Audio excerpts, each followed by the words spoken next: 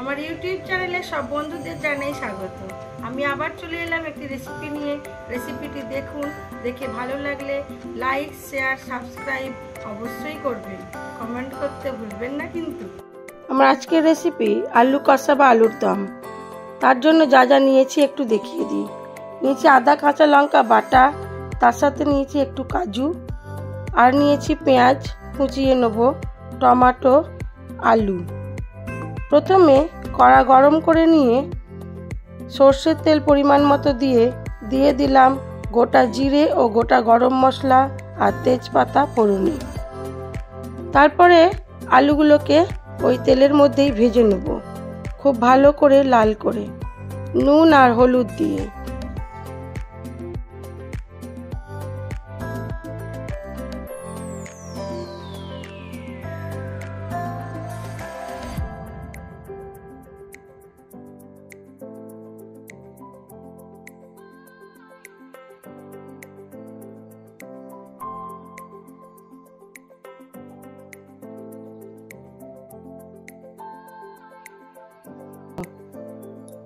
জিরে আর গরম মশলা আর অল্প পরিমাণ মৌরি মিক্সিতে গুঁড়ো করে নেব। এদিকে আমার আলুটাও ভাজা হয়ে গেছে, আলুটাকে আমি তুলে নেব।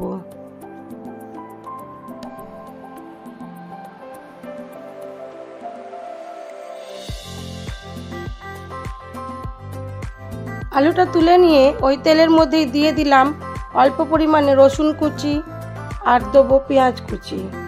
এটাকে খুব ভালো করে ভাজতে দেবো। আর এদিকে একটু আদা কাঁচা লঙ্কা আর কাজু বেটে নেব।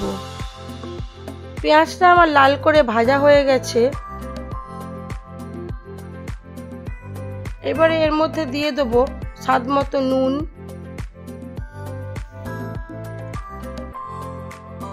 আর দেবো আদা কাঁচা লঙ্কা বাটা, আর দেবো কাজু বাটাটা, আর একটু পেঁয়াজও বেটে নিয়েছিলাম, কাঁচা লঙ্কা ও পেঁয়াজ। দেবো পরিমাণ মতো হলুদ গুঁড়ো, দেবো চিনি, খুব সামান্য পরিমাণে, আর দেবো একটু লঙ্কার গুঁড়ো দিয়ে মশলাটাকে খুব ভালো করে কষিয়ে নেব।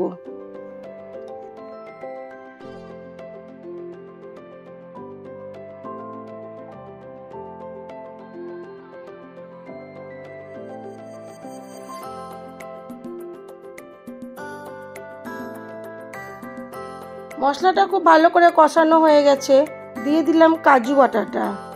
কাজু বাটাটা দিয়েও আবার একটু নেড়ে চেড়ে নেব। খুব ভালো করে মশলাটাকে কষিয়ে পেঁয়াজটাকে গলিয়ে নেব।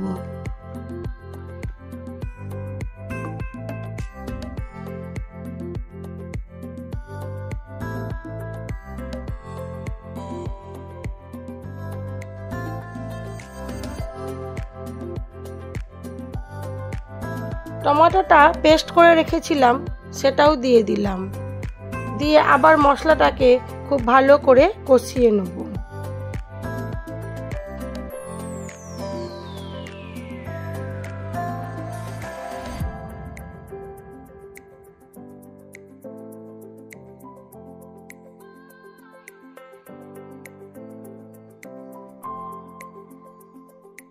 অল্প অল্প করে জল দিয়ে মশলাটাকে সুন্দর কষিয়ে গ্রেভিটা তৈরি করে নিয়েছি।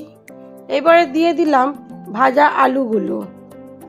ভাজা আলুগুলো দিয়ে দেবো জিরে আর মৌরির গুঁড়োটা। জিরে, মৌরি আর গরম মশলার যে গুঁড়োটা করেছিলাম ওটা দিয়ে দিলাম। দিয়ে পরিমাণ মতো জল দিয়ে ঢাকা চাপা দিয়ে আলুটাকে সেদ্ধ হতে দেবো। দিলেই হয়ে যাবে আমার আলু কষা বা আলুর দম।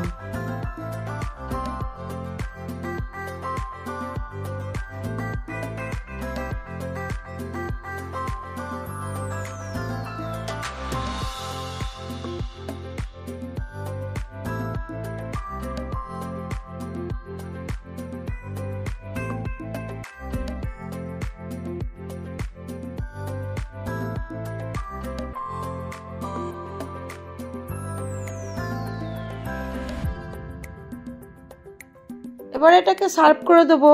আপনারা লুচি, পুরি বা রুটি, ভাত সবের সাথেই এটা খেতে পারবেন। আমার এই ভিডিওগুলি যদি আপনাদের ভালো লেগে থাকে তাহলে লাইক, শেয়ার, কমেন্ট অবশ্যই করবেন।